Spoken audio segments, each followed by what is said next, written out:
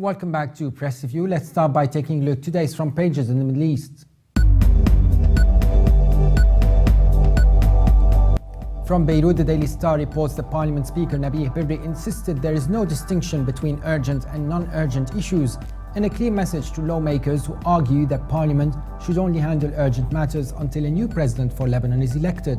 The paper also reports that Israeli naval forces opened fire on Palestinian fishing boats off the Gaza Strip. The Egypt Independent leads reporting that presidential spokesperson Ihab Badawi said President Adli Mansour issued a decree on speeches and religious lessons in mosques and public squares, forbidding preachers who are not authorized by Al-Azhar or the Endowments Ministry to give sermons or speeches.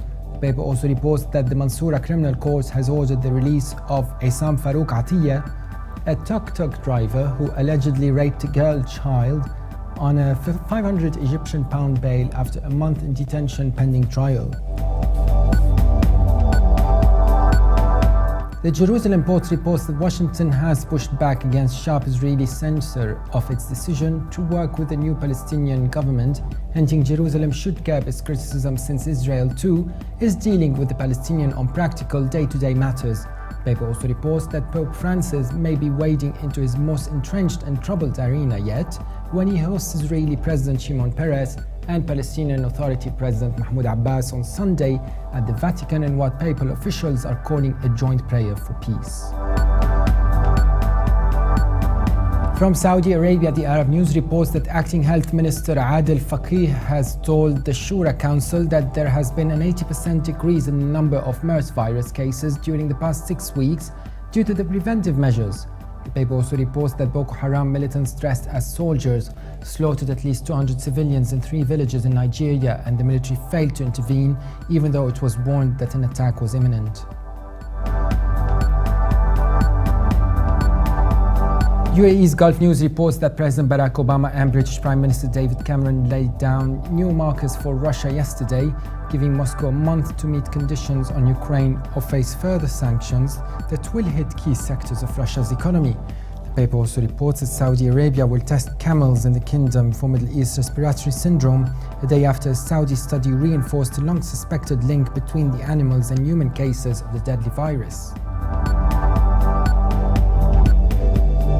And now let's take a look at the top Middle East news with papers in the UK.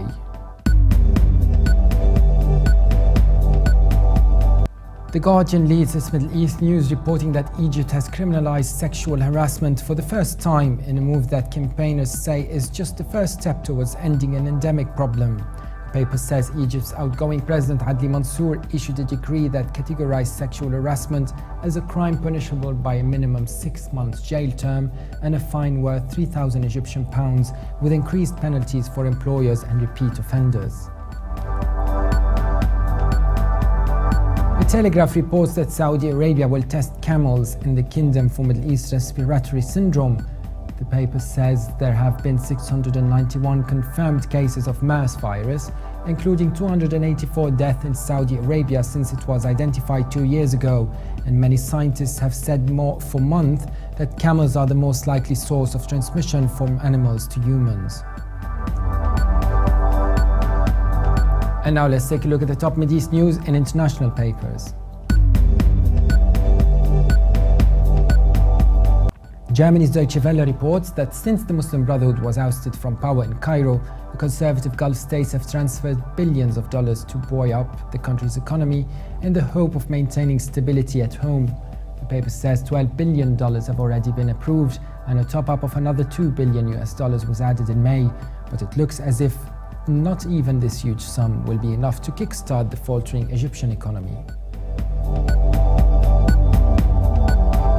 China's Global Times reports that the UN Security Council has reiterated its call on all parties in Iraq to work together to strengthen the country's national unity, sovereignty and independence.